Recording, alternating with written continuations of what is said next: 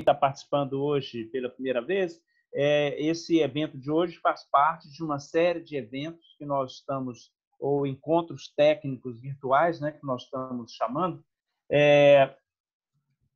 que estamos promovendo desde a semana passada, com o objetivo de levar para as obras que nós atendemos ideias, questões, discutir questões, apontar alguns caminhos, algumas pistas nas diversas áreas, né, em que as obras atuam.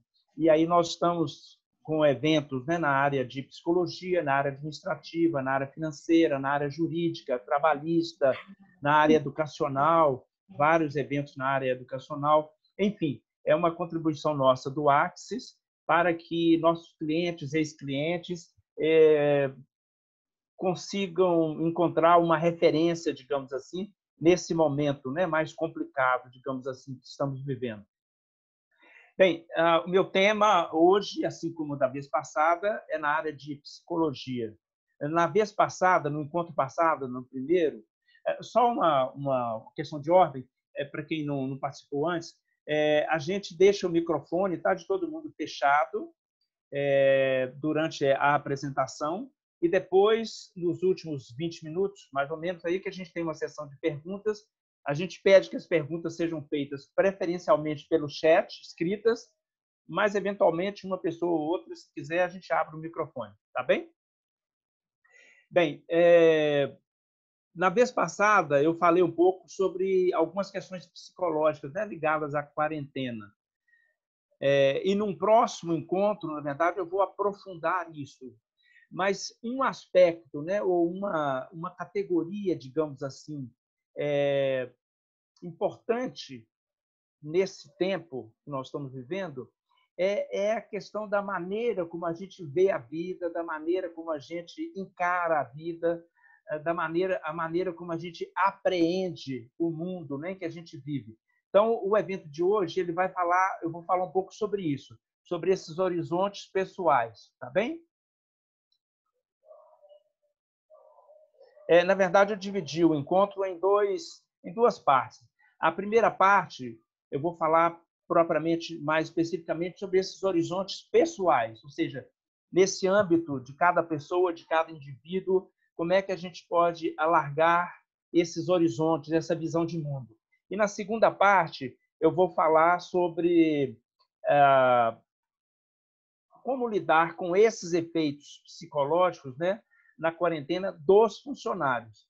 Todos e todas que estão ouvindo, que estão participando, estão à frente de obras, né, de uma forma ou de outra, e vocês têm funcionários, funcionárias, né, leigos ou até religiosos também. E aí, como lidar com as pessoas? Como gerenciar, como acolher essas pessoas nesse momento difícil? Elas também estão passando por dificuldades, tal qual nós, ou até, eventualmente, mais do que nós. Então, nós vamos falar sobre essas duas partes. Primeiro, essa dimensão mais pessoal, tá? E aí, eu queria já começar, não é? Quando a gente fala desses horizontes pessoais, com uma proposição de um exercício, não para vocês fazerem agora, necessariamente, mas talvez a partir de amanhã, não é? É um exercício matinal, né? De cada dia, quando vocês se levantarem nesse período agora que é mais difícil, embora isso se aplique a todos os momentos da nossa vida, procurarem abrir a janela, preferencialmente janelas diferentes a cada dia, e olhar o dia, né? Olhar amanhã, olhar, não importa a hora em que vocês acordem, mas olhar o dia, olhar a atmosfera, olhar o ar, né? A paisagem que a gente vê, elementos da natureza, os elementos artificiais, né? Construídos pelo homem, mas também os elementos naturais.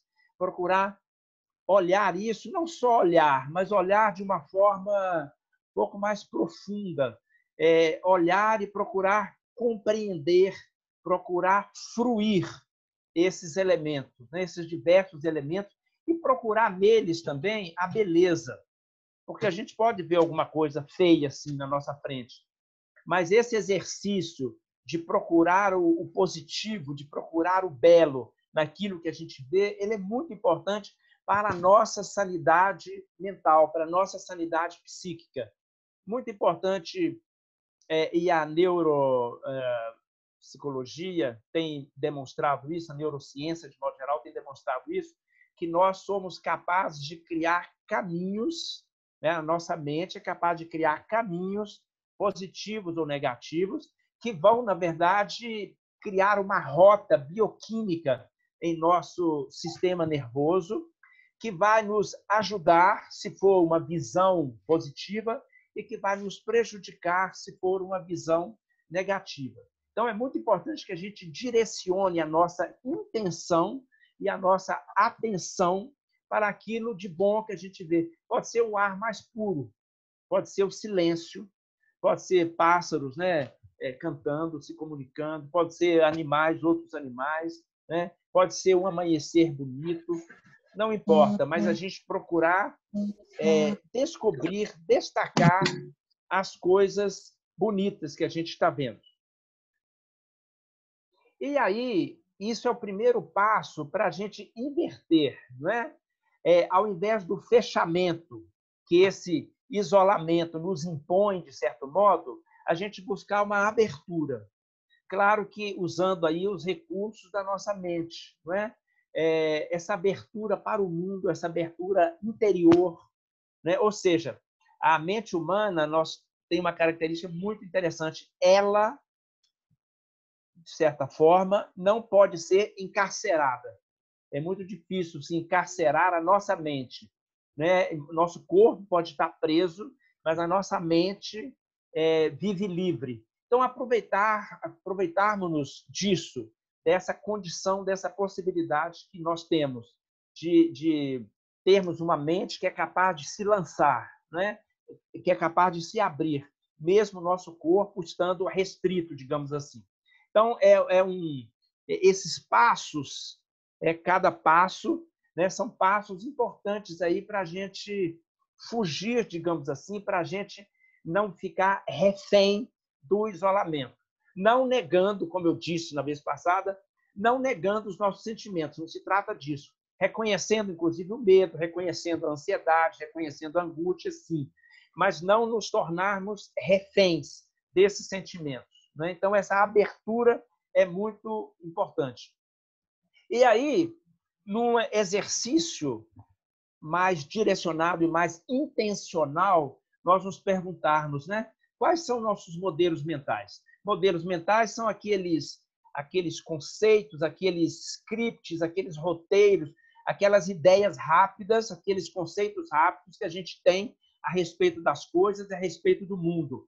Os modelos são importantes, por um lado, porque eles nos promovem, né, o que a gente chama de economia psíquica, mas, por outro lado, eles podem ser aprisionantes também. Então, a gente tem o tempo todo, na verdade, fazer um exercício de repensar esses modelos. Esses modelos eles estão distribuídos, digamos assim, numa série de categorias, né? Por exemplo, as minhas crenças, não só crenças religiosas, mas crenças no mundo, de modo geral. Em que eu creio, né?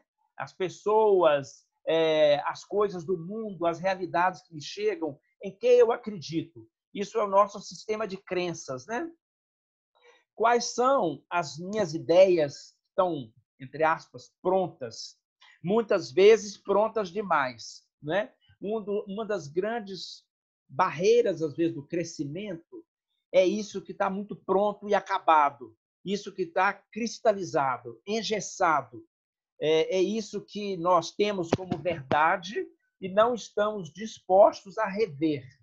Então, essas ideias prontas, elas ajudam por um lado, mas elas atrapalham por outro lado, porque elas, muitas vezes, se nós somos muito rígidos conosco, mentalmente rígidos, psicologicamente rígidos, essas ideias prontas nos impedem de avançar, porque nós não mostramos abertura para revê-las.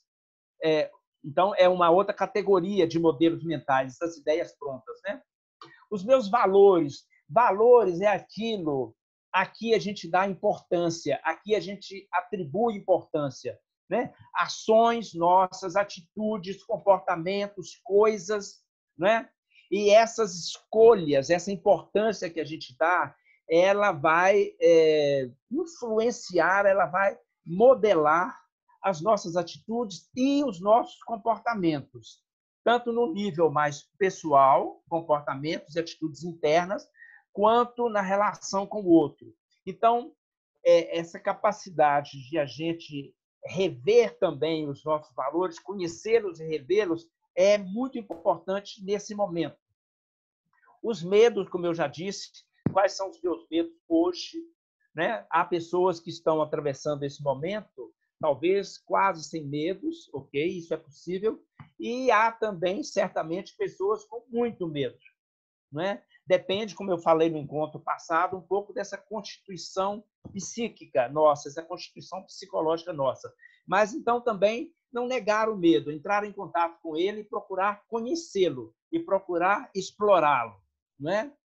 Então, esses modelos mentais, eles estão aí, não são só essas categorias de crenças, ideias, valores, medo, tem outras, né, categorias, mas é importante a gente procurar conhecer esses modelos, né? E uma outra pergunta, né? Como é que eu vejo o mundo?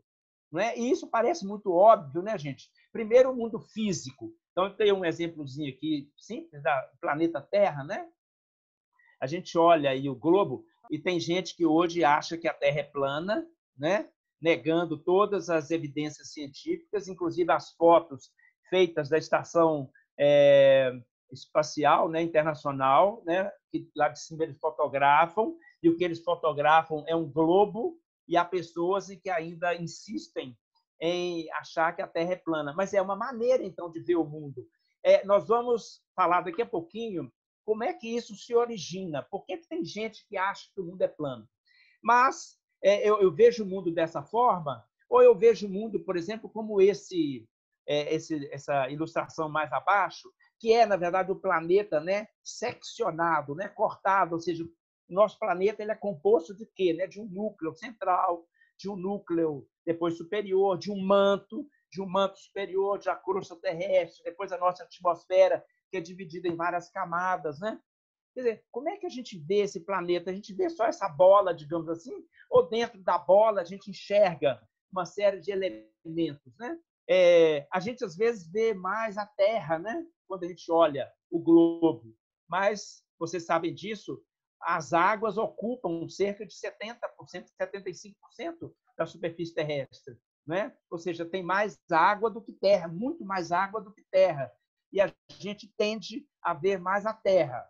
Então, não há o que seja correto ou incorreto nisso. É muito mais um exercício de vocês pararem e pensarem como é que eu vejo esse mundo físico? Eu falei no macro, mas como é que eu vejo o que está perto de mim? Nós vamos falar nisso daqui a pouquinho. Como é que eu vejo o mundo simbólico? Esse mundo que é uma capacidade fabulosa que nós temos, né? Eu não gosto de nos compararmos com os animais, né? Dizer que os animais não têm. Nós não sabemos, na verdade, se os animais são capazes de simbolizar algo ou não. Eu, particularmente, acho que são, né? E muitos cientistas hoje acham que são. Vamos ficar só na espécie humana, por enquanto, para não complicar, né? Mas esse resgate que eu faço do mundo, essa habilidade simbólica que a gente tem, é fabulosa porque ela consegue resgatar o passado, nos lançarmos no presente e ainda avançarmos para o futuro. Então, o mundo, na verdade, nós vamos falar daqui a pouquinho, ele é muito mais simbólico para nós do que físico. Então, a proposta, né, gente, é de novas aprendizagens para largar esse conceito de mundo, para largar a vida. A proposta é de novas aprendizagens, né? E a primeira pergunta nesse sentido é: como é que esse mundo é apresentado a mim? Não é? Como é que esse mundo me é apresentado? Não é? Pode parecer que nós temos um contato direto com o mundo, mas o nosso contato direto com o mundo é muito limitado. É o que está em torno de nós fisicamente. Tudo que está do outro lado, eu não tenho acesso direto. Não é? É um mundo que é apresentado a mim, seja por minha capacidade simbólica, por minha mente, que já esteve lá e que trouxe imagens, e quando eu quero recordar aquilo, eu trago essas imagens para mim, então é como se eu estivesse vendo lá, ou então, se eu nunca estive lá, é o que eu vejo na televisão, é o que eu vi na revista, ou seja, é um mundo que é apresentado a mim, não é o mundo com o qual eu tenho contato direto. Quando a gente fala aí, ó, por exemplo, hoje, muitas vezes a gente vê na internet, né? A Terra uma hora vai explodir, né? Aqui, ó, a Terra vai explodir. Pode ser um asteroide gigantesco, por exemplo, que vai bater no nosso planeta, um outro corpo celeste muito grande. Isso é possível, sim, daqui talvez alguns milhões de anos, né? Não se tem notícia de nada que vai acontecer agora, né? Mas para algumas pessoas, por exemplo, isso pode colocar a pessoa em ansiedade, pode colocar a pessoa já com medo de como se isso fosse acontecer amanhã, não é? Então, a gente tem que ficar atento, muito atento, como é que as coisas são apresentadas a gente. E uma questão importantíssima é como é que eu apreendo o mundo. E agora eu vou fazer um exercício com vocês. Estou segurando algo aqui em minha mão.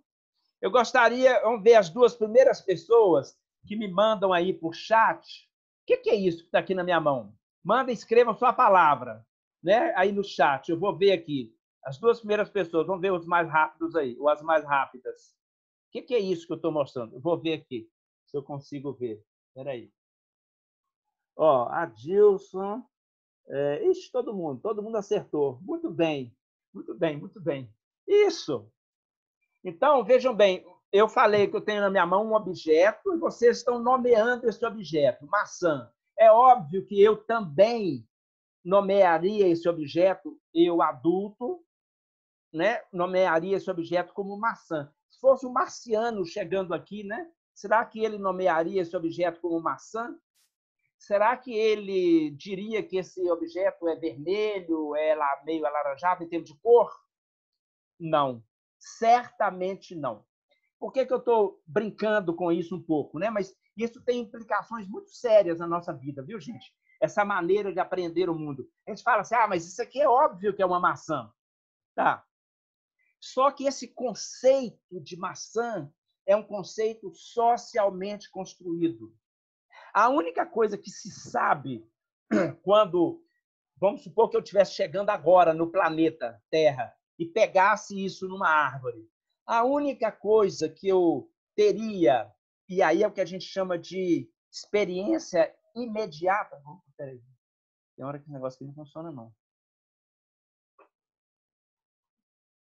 Peraí.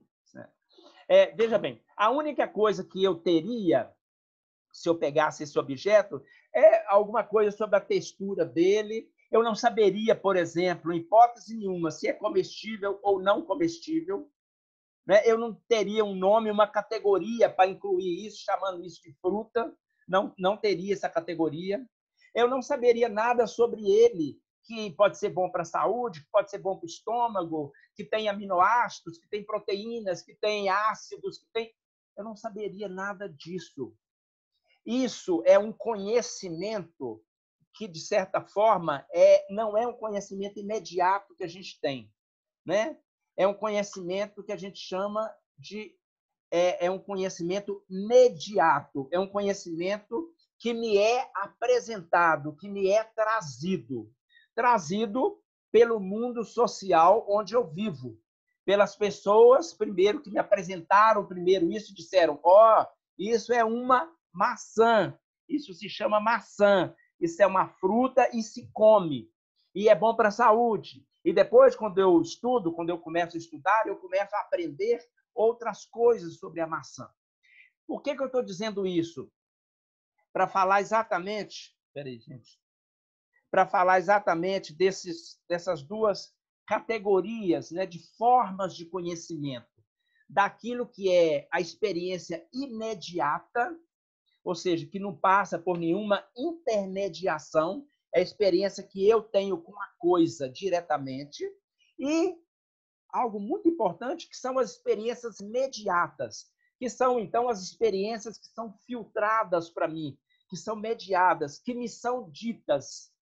Eu, por exemplo, não tenho como saber sem um laboratório em casa, sem muito conhecimento de física, desculpa, de química, de bioquímica, eu não tenho como dizer os elementos aqui químicos que, que estão dentro da maçã, que compõem a maçã, né? As proteínas, os aminoácidos. Eu, uma pessoa comum, qualquer, não tem como saber. Então, esse conhecimento que a gente tem da maçã, em grande parte, é um conhecimento que ele é intermediado, ele é filtrado, ele é trazido para mim por outras pessoas, por todo um sistema social, é a nossa sociedade, né? E mais, se eu sou, por exemplo, químico, eu faço uma leitura desse objeto, uma leitura com um filtro mais químico. Se eu sou biólogo, e eu sou biólogo, eu faço uma leitura, posso fazer uma leitura mais de botânica, da árvore, né, mãe, que gerou esse fruto, uma série de outros elementos aí botânicos, da casca, elementos da casca, caracterização, enfim. Se eu não tenho informação nessas áreas, é uma maçã. E se eu estou com dor de estômago, eu procuro na internet e eu vejo que a maçã é boa para dor de estômago. Ou seja, eu utilizo conhecimentos que outros construíram. Isso é muito importante na vida da gente. A gente apreende o mundo segundo o olhar de outros. Só uma experiência pessoal. Na década de 90, eu visitei nos Estados Unidos a CNN, que está entrando agora aqui no Brasil, né? Naquela época, a internet estava começando, gente. Então, era uma época, na verdade, pré-internet.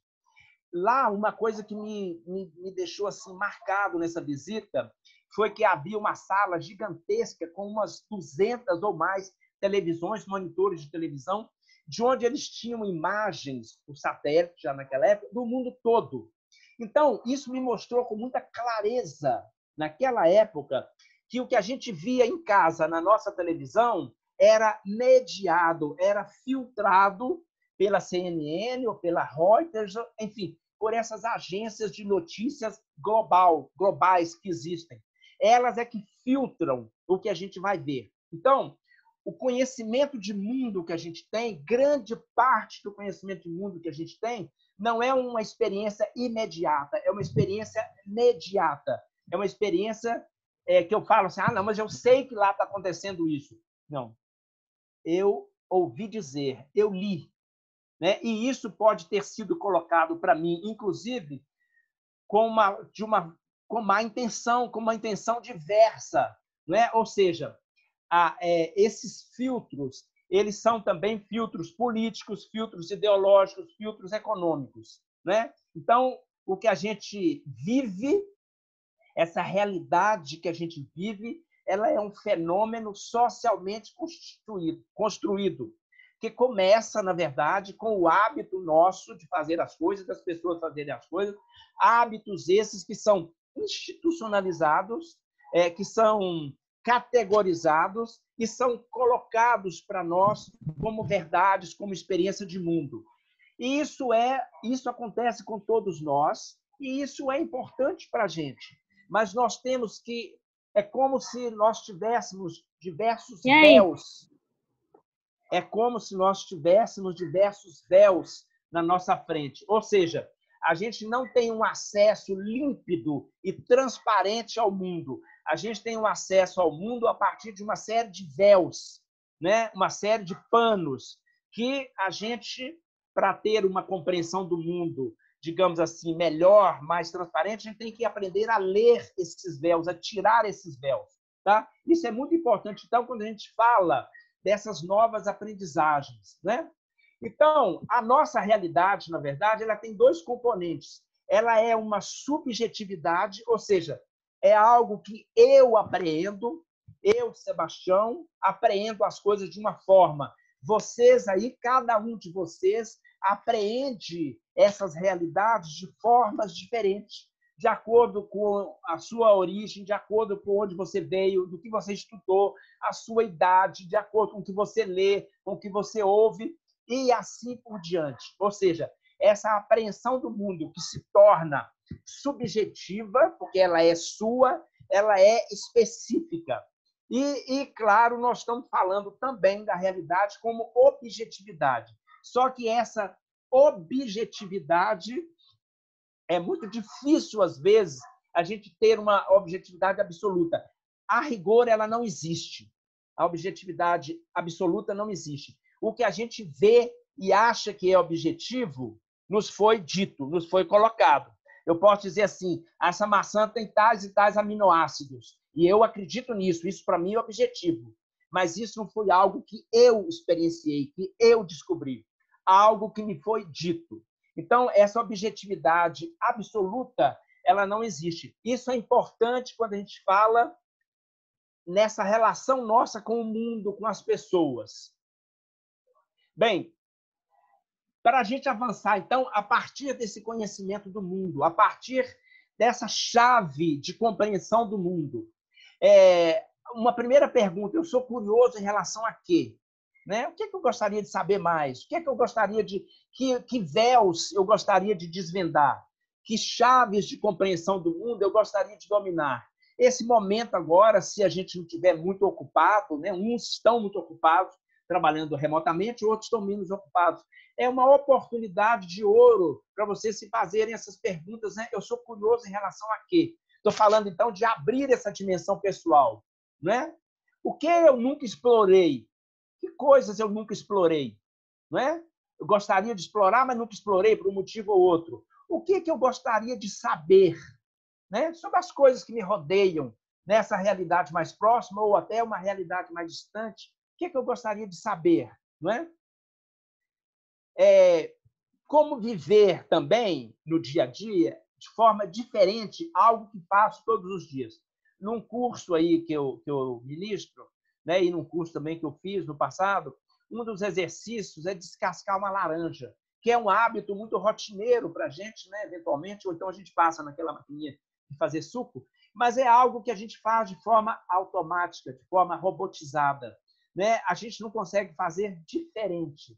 Então, um bom exercício também aí para vocês, como proposta, é procurar descascar uma laranja de forma diferente da que vocês fazem, ou uma outra fruta qualquer, né? Experimentar uma forma diferente de descascar e de comer, de fruir, né? Digamos assim, daquela fruta. Como é o meu olhar, quando a gente fala em avançar, gente, para outros horizontes, uma coisa muito importante é arte. Como é que eu olho para a arte? O que é a arte para mim? Não é? Por que a arte é importante? Porque a arte nos ensina muito. Num curso que a gente ministra aqui em Belo Horizonte, eu levo o grupo uma vez, um dia, a Inhotim, que é o maior museu de arte contemporânea a céu aberto do mundo, que fica aqui em Minas Gerais, perto de Belo Horizonte. Né? Lá é uma explosão, né, de arte, de obras artísticas. Né? E lá é muito importante porque o artista ele nos ensina a expandir a nossa visão. Né? O artista nos ensina a romper barreiras. Eles nos ensinam a olhar além daquilo que está posto. Então, aquele conhecimento social todo que a gente recebe e que a gente toma como verdade, os artistas são muito hábeis em romper aqueles limites, em propor novas coisas, em abrir, ampliar os limites. Propõe para a gente novos ângulos. Tem um fotógrafo americano, já falecido, que eu gosto muito, chamava Ansel Adams. Ele, no livro dele de memórias, ele fala um negócio muito interessante.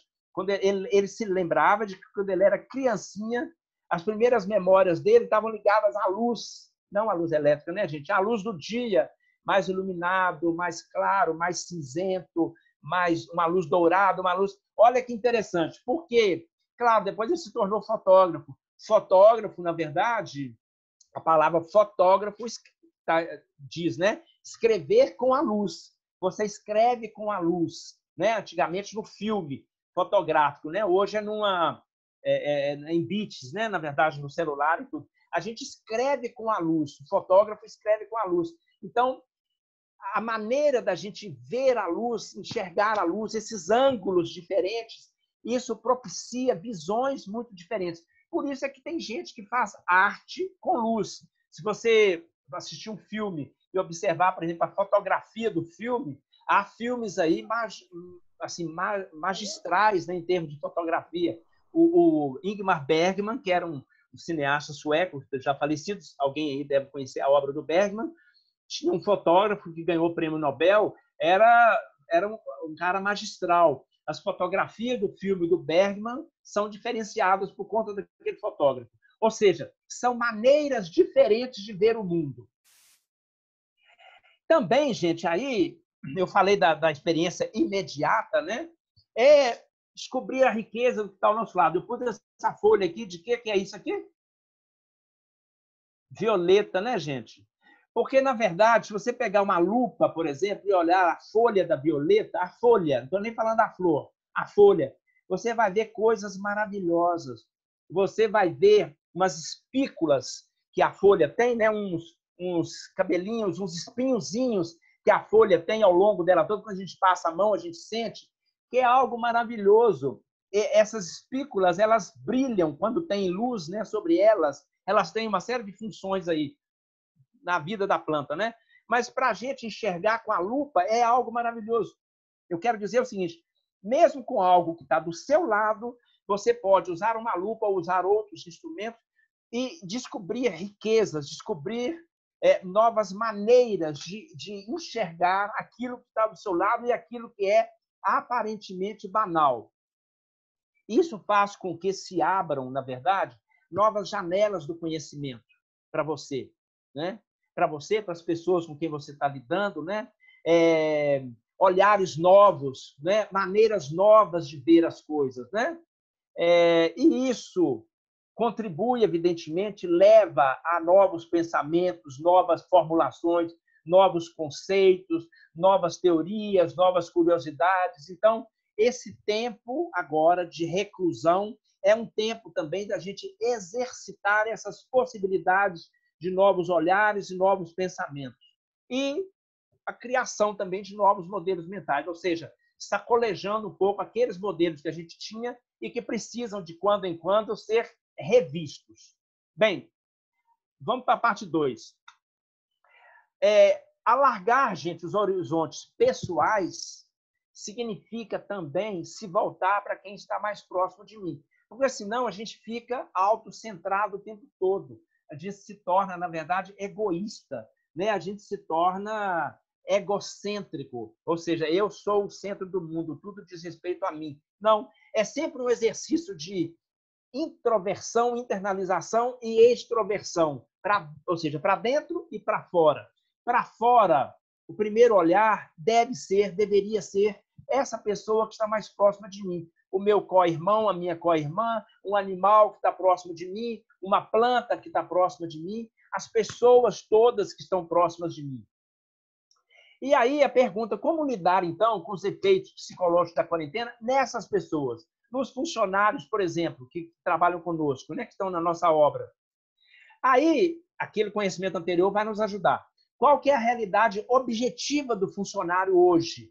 Né? E aí algumas perguntas. A casa, gente, em que o funcionário mora, por exemplo, é uma casa, ele ou ela, né? É uma casa que facilita o isolamento. Todo mundo aí está falando em isolamento social, confinamento, manter 1,5 metro de distância, né? A casa em que ele mora facilita isso, permite isso, ou ele mora amontoado, se for uma pessoa mais pobre, né? Nessa casa onde ele ou ela mora, né? Ele tem pais, avós ou outros idosos. Todo mundo sabe que o risco para os idosos é muito maior. Como é que é essa casa, então, onde ele mora? Né? Nós conhecemos isso.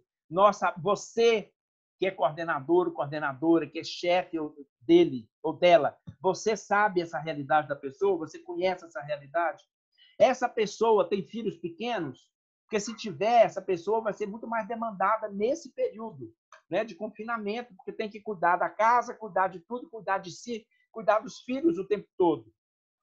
Esse funcionário, essa funcionária é pobre, gente, e vive em condições precárias, né? Se trabalha com vocês, talvez não seja miserável, mas há muita gente aí miserável, né, que está miserável. Mas pode trabalhar com vocês e ser pobre, não pode? E essa pessoa é pobre, ele recebe uma cesta básica aí da obra de vocês, mas a obra continua provendo, entregando essa cesta ou parou? O governo aí, nosso governo, que não gosta definitivamente de pobre, está aí falando em pagar esses míseros R$ 600. O governo, na verdade, queria dar 200, chegaram aí, parece uma coisa de 600. Só que esse dinheiro não sai, gente. Como se as pessoas não comessem todo dia, não precisassem desse dinheiro para comer. Né? O dinheiro não sai. É isso, é aquilo outro, é a burocracia daqui, burocracia dali. Ou seja, o dinheiro não chega na mão das pessoas. Agora, se as pessoas não comem, né? Vocês aí, que se o funcionário recebe cesta básica, né? Vocês estão dando essa cesta básica? Como chegar, gente, até esse funcionário mais pobre? Ah, não, todo mundo tem internet. Será que 100% tem? Ou pelo menos todos têm telefone, pelo menos? Eu não sei. Nós estamos falando aí para vários recantos do Brasil, né? Será que todo mundo tem telefone? A instituição, vocês, como escola, como obra social, o que quer que seja, vocês estão se fazendo presentes junto a esse funcionário ou vocês sumiram, digamos assim? Se fazer presente, não fisicamente, mas ou pela internet ou por telefone. Alguém ligou para esse funcionário, né, para saber como é que ele está? Como é que é a composição familiar dessa família, né, gente? Dessa pessoa, ele ou ela tem companheiro ou companheira, marido, mulher, que ajude em casa, ou não é uma pessoa, por exemplo, sozinha. Não é? Vocês, enquanto congregações, enquanto direções da obra, direção das obras, né, estão explicando para eles como é que vai ser essa continuidade do trabalho. O governo está falando aí que se pode interromper contrato, cortar até 70% do ganho da pessoa, tem uma série de coisas aí. E aí, gente? Não saber a respeito disso pode gerar enorme insegurança. Aliás, já está gerando uma enorme insegurança em todos nós, que não sabemos como é que vão ser os próximos dias aí. Tá, então, essa é a primeira realidade objetiva do seu funcionário. Mas e os aspectos psicológicos? E a realidade subjetiva dele? Aí, gente, vem a importância da escuta. É preciso, na verdade, que se estabeleça uma cadeia de escuta nas obras, ou seja, todos os níveis hierárquicos. Se você é irmão, é irmã, é padre, e dirige uma obra, por exemplo, de 400 pessoas, é óbvio que você não vai ter tempo para escutar todos, mas os seus gerentes intermediários abaixo de você têm por obrigação, em cada setor, ouvir os seus funcionários. Mais do que ouvir, é escutar. Por isso que eu falo em cadeia de escuta. As chefias intermediárias escutarem os seus funcionários. E aí a grande pergunta é, nessa escuta, como é que a pessoa está se sentindo? E nem sempre é fácil falar de sentimento. Ah, eu estou com medo, eu estou com raiva, eu estou triste. Nem sempre é fácil a gente falar disso, nem sempre é fácil a gente reconhecer isso. Então, é preciso que essa escuta seja uma escuta empática. Eu já tenho visto e ouvido muitas relações não empáticas. Muita gente pensando assim, eu vou cuidar do meu, vou correr atrás do meu, o outro que se dane. Né? Vou cuidar do meu salário, o outro que se dane, seja o que Deus quiser. Né? Não é assim, não pode ser assim. Nós precisamos ter empatia nesse momento com os outros, com o mais pobre, principalmente que não tem o que comer. Não é? Precisa que seja uma escuta paciente. Não é só de vocês, religiosos e religiosas. Os seus gerentes, os seus coordenadores precisam fazer uma escuta empática, uma escuta paciente, uma escuta humanizada, uma escuta respeitosa, né? Para que, após a escuta, se possa, na retomada dos trabalhos, se ter uma abordagem mais gerencial. Por exemplo, né? Que é essa habilidade que todos vão ter para, entre aspas, colocar a máquina em movimento, ou seja, a obra, né? Colocar a obra em movimento, seja escola, seja obra social, seja uma ILPI, não importa, mas colocar de novo a obra em movimento, mesmo que os funcionários estejam trabalhando remotamente, né? Mas quando voltarem para o mesmo espaço físico, isso é mais importante ainda. Nesse momento, há que se ter assertividade. Assertividade é saber dizer com clareza e objetividade o que se quer e o que se precisa. Não é ser agressivo com a pessoa, não é gritar, não é falar mais alto com a pessoa, não é mudar o tom de voz. É dizer com clareza o que vai ser necessário. Para se ter assertividade, é preciso que tenha clareza de objetivo. Mas é preciso também que se tenha flexibilidade em relação a esse contexto atual. a partir não só das necessidades da obra. Olha, gente, nós precisamos agora organizar isso, isso, isso, por exemplo, para os alunos que estão em casa, ou então, na volta, nós precisamos agora reorganizar esses setores todos, ou seja, necessidades da obra, mas a partir da escuta pessoal feita. A obra precisa disso, mas e você, como pessoa, como funcionário? Né? O que você precisa? Como é que você está? E a pergunta é, o que a instituição pode efetivamente fazer para casos específicos de um ou outro funcionário que precisa, que tenha uma demanda muito específica? Por exemplo, pode ser que alguém, nessa pandemia, perdeu um ente querido. E aí? Como lidar com essa pessoa? E essa abordagem gerencial, já caminhando aqui para o final, gente, cumprindo aqui os 40 minutos, é preciso, então, que se abram canais de comunicação com os diversos funcionários, colocando-se cada gestor em disponibilidade para ouvi-lo, para procurar entender o momento que ele está passando e procurar ver o que é possível fazer. Pensar aí, gente, numa rede colaborativa interna de apoio mútuo, solidário. Por exemplo, né, os profissionais de serviço de orientação da escola ou o pessoal de psicologia podendo auxiliar aí os gestores, coordenadores nesse processo de escuta, porque são pessoas que já têm uma formação mais para essa área de escuta, né? Também, gente, durante esse período, enquanto durar esse isolamento social, formar uma equipe remota, evidentemente, para telefonar ou enviar zap regularmente para os funcionários mais pobres e para os demais, para todo mundo. É muito importante que a instituição não os esqueça, ou seja, que não esqueça os funcionários. E, principalmente, não esquecer dos funcionários mais pobres, que às vezes não tem zap. Às vezes alguém tem que ligar e perguntar como é que eles estão.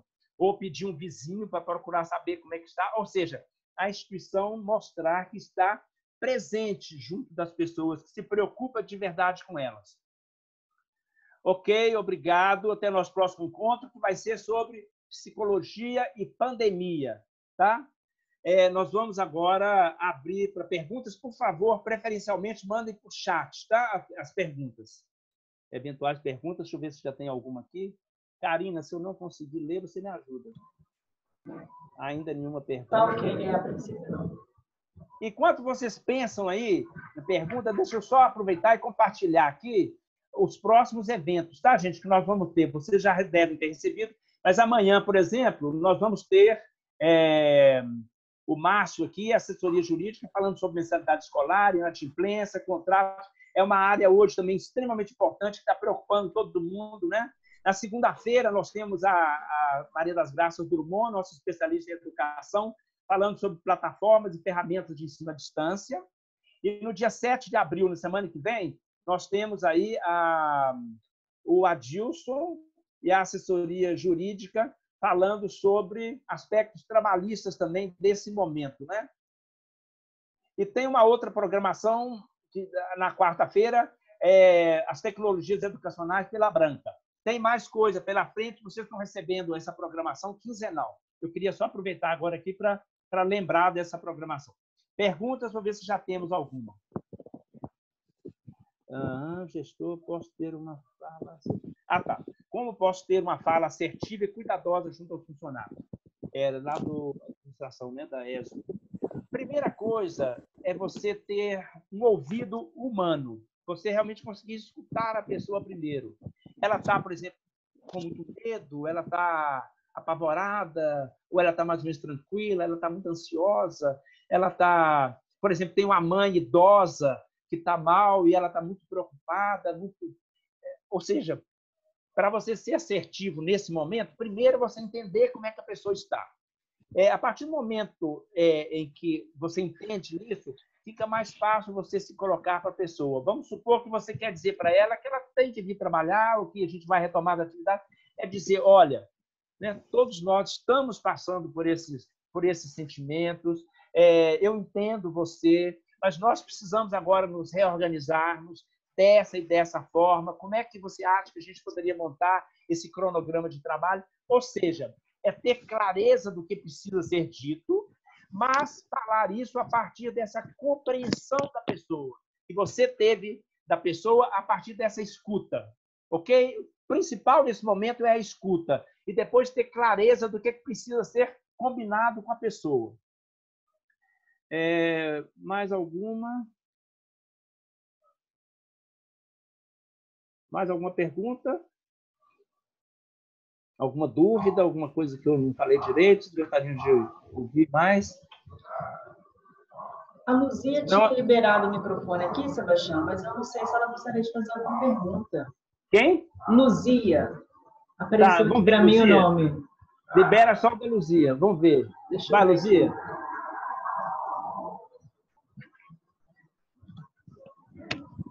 Aí. Luzia. Olá.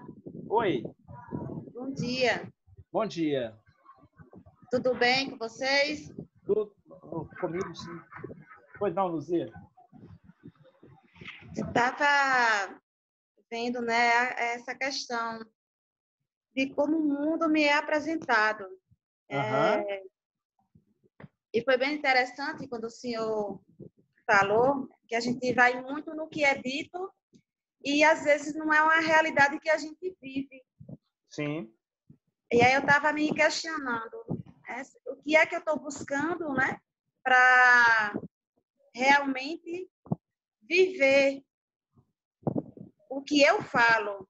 Não é o que os outros falam, não é o que é a experiência do outro, mas é a minha própria experiência. Sim.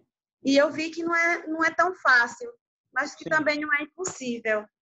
Sim, e aí não o senhor é me levou a me questionar até que ponto eu consigo viver a realidade do outro e não viver a minha, quando, na verdade, eu tenho que viver a minha experiência. Tenho que procurar ouvir até minha própria voz. Sim, sim. O que é que eu posso dar? O que é que tem dentro de mim que eu posso colocar na experiência? Sim. Luzia, veja bem, é um movimento dialético, né? Na verdade, é um ir e vir. Você tem que colocar-se empaticamente no lugar do outro, entender o outro, entender o contexto dele, a visão de mundo que ele tem, mas, ao mesmo tempo, você não pode perder a sua visão de mundo, né? Na verdade, é uma coexistência, eu diria, né? Uma coexistência pacífica que a gente tem que estabelecer, porque também não é justo que a gente queira que as pessoas abram mão da sua visão de mundo que ela tem. Claro que não, ninguém abre, né? Mas é entender a visão do outro e a minha visão, ou seja, eu me buscar a cada dia procurando clarificar, ter uma visão mais transparente do mundo. É um exercício constante. Não é fácil, tá? Uma pergunta aqui interessante da Creuza, né? Obrigada. Como perceber que a equipe pedagógica está psicologicamente preparada para a escuta? Eu diria que primeiro é escutando a equipe pedagógica.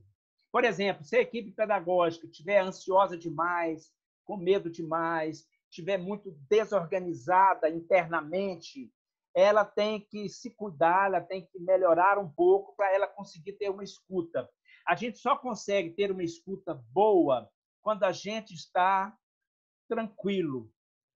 Tranquilo, entre aspas, né, gente? Nesse momento não vai ter ninguém 100% tranquilo, evidentemente. Mas quando você está mais em paz internamente, quando a gente está em paz conosco, né, internamente, a gente consegue emprestar o ouvido e os ombros para o outro. Se a gente está um vulcão internamente, a gente não consegue. Então, é um exercício de preparação aí também para a equipe pedagógica, para a equipe procurar se pacificar, e talvez alguém da equipe, ou uma de vocês, ou um de vocês religiosos, possa ajudar essa equipe numa escuta boa dessa equipe. Né? A partir do momento que essa equipe também se sente escutada de forma adequada, essa equipe conseguirá possivelmente escutar. Então, é um exemplo, na verdade, de cima para baixo. Tá bem? Outra pergunta aqui, vamos ver. Como estender essa visão do Adil? Como estender essa visão de mundo, o alargar para as famílias e alunos? É a comunicação, um pouco aquilo que a Vanessa falou ontem, né? Quer dizer, como que a escola pode comunicar isso para as famílias? Aí tem que usar realmente aquelas ferramentas de comunicação, mas essa pergunta é importante porque a escola pode contribuir para que a família, ao invés de ver esse momento, por exemplo, só como um momento ruim, péssimo, pavoroso. Ver também os aspectos positivos. Os aspectos negativos estão saltando aos olhos, né? Mas e os aspectos positivos? Agora mesmo eu estava aqui falando com vocês, aí veio um pássaro aqui, ó, na minha direção, achei até que ele fosse entrar aqui nessa sala onde eu estou. Um pássaro de asas bem abertas e pousou em algum lugar. Olha que visão fantástica que eu tive, porque eu estou em casa, porque eu estou aqui numa janela. Se eu tivesse no escritório, provavelmente eu não veria esse pássaro. Então, vocês, como obras católicas, podem ensinar também, né? O Papa Francisco está falando isso muito nas falas dele, né? A beleza do momento, a beleza também desse momento em que a gente vive, né?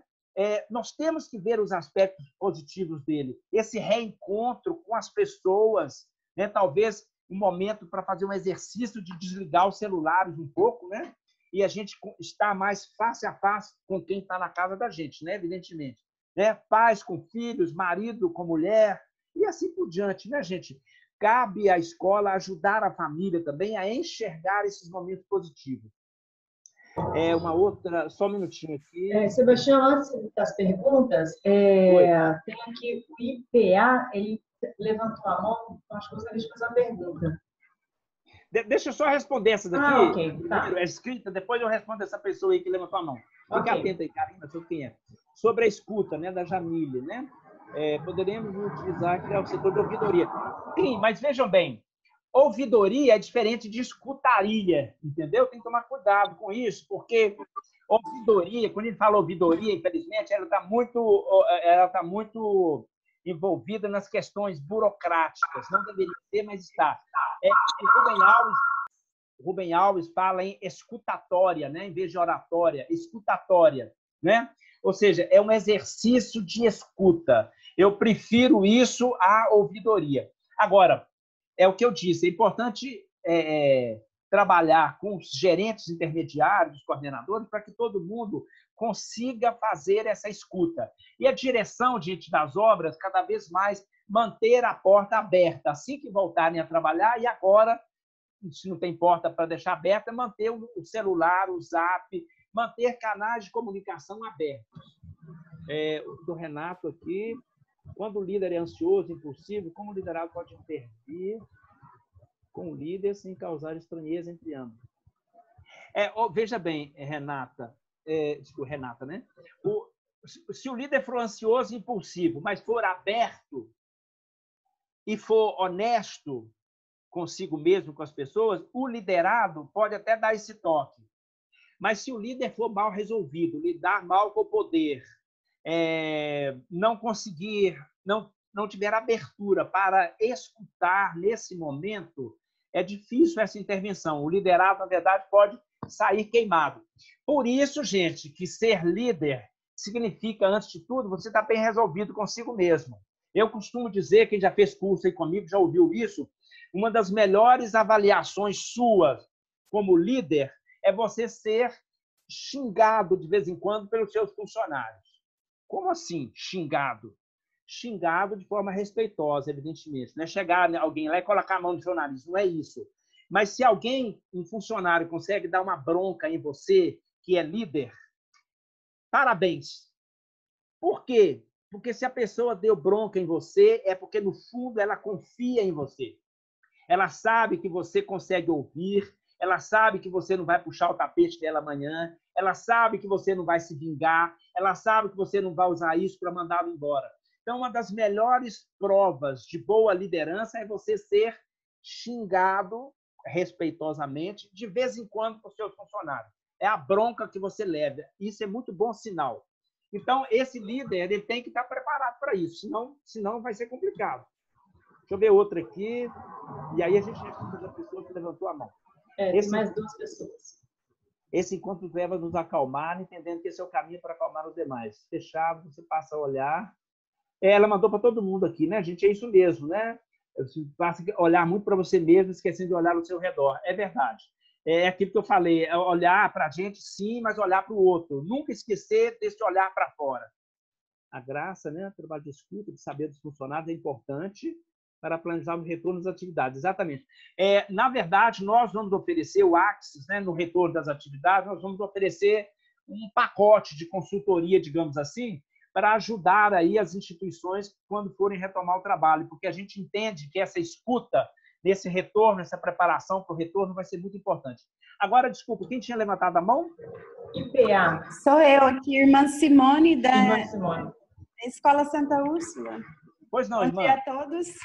Bom dia. Então, eu estava escutando você, né, Sebastião, pensando, porque não sei se é uma contribuição, mas também uma pequena reflexão, porque a gente precisa conhecer como cada pessoa funciona, né? Porque eu penso que é uma experiência que eu tenho feito para mim, pessoalmente, e tenho acreditado muito nisso, porque nesse momento eu tenho visto muito, assim, muita ansiedade, às vezes medo, né? Porque também vai pensar, a instituição não sei se vai me aceitar que eu não acerte, que eu não seja assertivo, que eu não consiga corresponder nesse momento.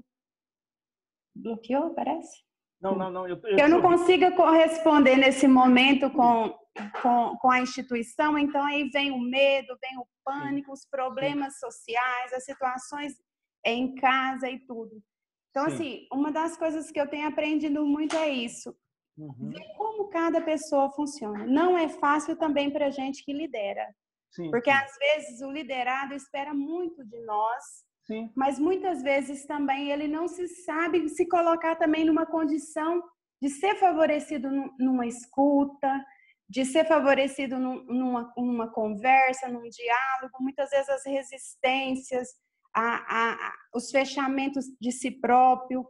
Então, assim, esses medos que bloqueiam, né? Então, eu penso assim, que é importante que cada pessoa saiba que deve fazer um passo também, para poder esta sincronidade acontecer, porque todos nós estamos com dificuldades. Quem está liderando tem que pensar todo o contexto da instituição e como ela vai continuar dando resposta também para os funcionários, como que ela vai continuar dando resposta para os pais, para os alunos. Mas então precisa buscar esse equilíbrio. E se a gente faz esse exercício de abertura recíproca, a gente se deixa ajudar e é ajudado. Porque muitas vezes, para nós também que lideramos, muitas vezes os próprios funcionários que a gente precisa olhar para eles não contribuem de forma aberta. E isso causa em nós um outro tipo de dificuldade que poderia ser a menos. Entende? Então, assim, então não sei.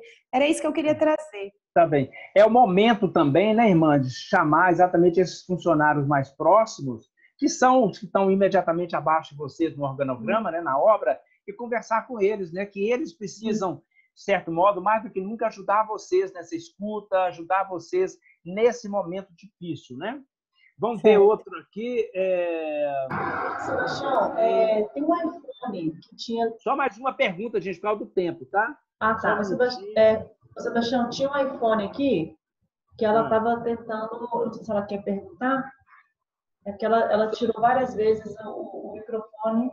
Eu não sei se ela gostaria de perguntar alguma coisa. Tem professores muito fragilizados emocionalmente que precisarão de apoio para lidar com os alunos. Você concorda? A Graça colocando, sim, muitos professores, não só professores, mas outros, mas principalmente o professor, né, que está em contato direto com o aluno, pode sim ter professores fragilizados emocionalmente. Imagina, por exemplo, um professor que perdeu alguém da família, por exemplo, né? Com esse coronavírus, a avó, ou a mãe, o pai, ou que adoeceu, ou que está sentindo muito medo. Eu diria que o apoio da instituição ao professor, agora e quando voltar às aulas, vai ser fundamental. Um apoio humano, essa escuta muito boa para os professores, né? O Marcos escuta empática, grande capacidade de escutar o outro, principalmente entendendo e compreendendo quem é o outro.